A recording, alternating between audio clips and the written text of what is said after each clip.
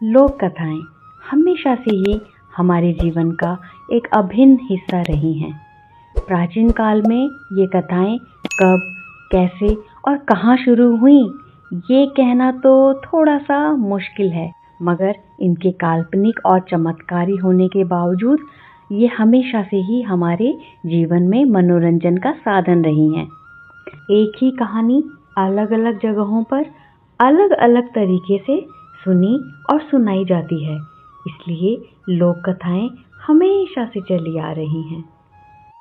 आज मैं आपको उत्तराखंड के कुमाऊं रीजन की एक प्रसिद्ध लोक कथा सुनाने वाली हूँ कि किस तरह से एक लड़की फ्योली फूल में बदल गई।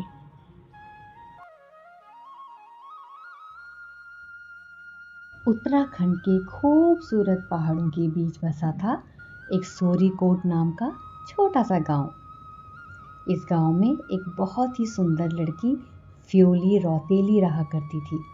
वह अपने पिता नागो सौर्याल की एकमात्र संतान होने के कारण बड़े ही लाड़ प्यार से पाली गई थी।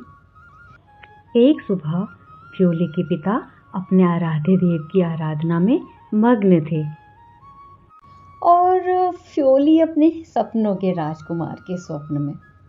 शंख बजता और फ्योली की आंखें खुलती। खिड़की से आती हुई धूप फ्योली की सुंदरता को और ज्यादा बढ़ा रही थी। उसकी बुरांश फूल जैसे लाल होंठ ढलते हुए सूरज की लालिमा को भी मात देते थे। उसके पहाड़ी नैनक्श उसे और भी ज्यादा सुंदर बनाते थे। फ्योली उठी और अपने काले लंबे बाल बनाकर अपनी गगरी लेकर घर से बाहर निकल गई पानी भरने को। उसकी सहेलियां भी उसके साथ पानी भरने चली गईं। सबने जल भरा और वापस अपने अपने घर चले गए, लेकिन फ्योली हर बार की तरह नहाने के लिए वहीं रुक गई।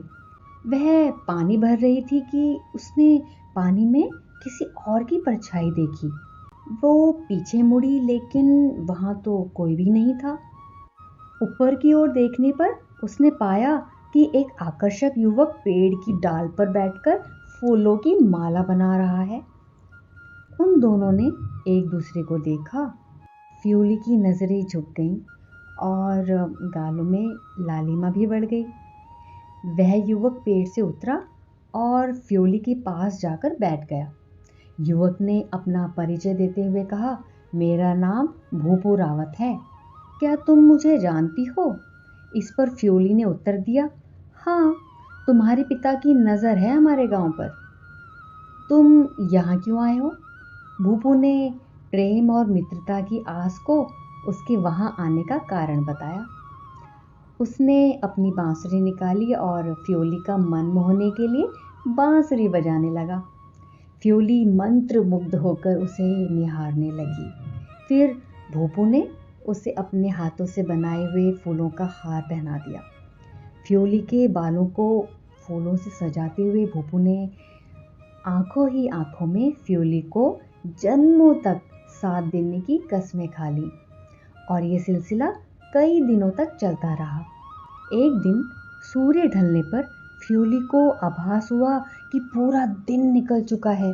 वह घर की ओर भागी, जहां उसके पिता गुस्से से लाल उसकी प्रतीक्षा कर रहे थे।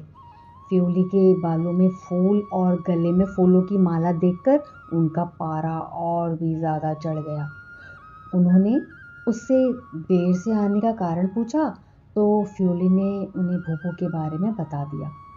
फ्योली के पिता ने गुस्से से आग बबूला होकर फ्योली को भूपू से ना मिलने के लिए कहा। फ्योली बोली कि वह अपने प्राण त्याग देगी, लेकिन भूपू से ही विवाह करेगी। यह सुनते ही उसके पिता ने उसे जोर से धक्का दिया और फ्योली चोट खाते हुए जमीन पर गिर पड़ी।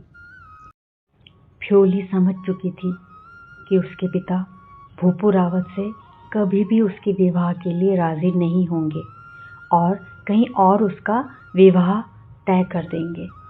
इस विचार से उसने खाना पीना छोड़ दिया और एक दिन अपनी स्वेच्छा से अपने प्राण त्याग दिए।